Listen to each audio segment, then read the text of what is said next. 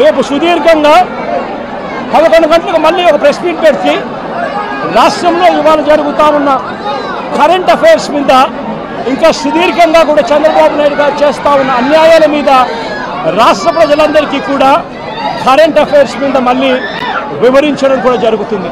అయితే ఒకటే ఒక మాట చెప్తా ఉన్నా, చంద్రబాబు నాయుడు గారికి చెప్తా ఉన్నా, చంద్రబాబు నాయుడు గారికి ఒత్తాసు పలుకుతా ఉన్న పోలీస్ డిపార్ట్మెంట్లో ఉన్న కొందరు అందరూ కాదు కొందరు పోలీస్ డిపార్ట్మెంట్లో ఉన్న కొందరు పోలీస్ అధికారులకు కూడా ఈ సందర్భంగా తెలియజేస్తా ఉన్నా,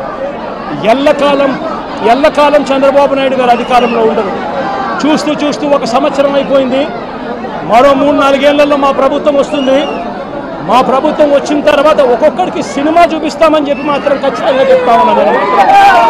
ఎందుకంటే అన్నకు చేసిన అన్యాయం, అన్న లాంటి వాళ్ళకు చేసిన అన్యాయం ఈరోజు రాష్ట్రంలో ప్రతి గ్రామంలోనూ కనిపిస్తూ ఉంది. ఈ గ్రామంలో ప్రతి గ్రామంలో కనిపిస్తూ ఉన్న ఈ అన్యాయాలకు నేను ప్రతి అధికారికి నేను ఒకటి చెప్తా ఉన్నా, ఈ అన్యాయాలలో మీరు భాగస్వాములు కావకండి.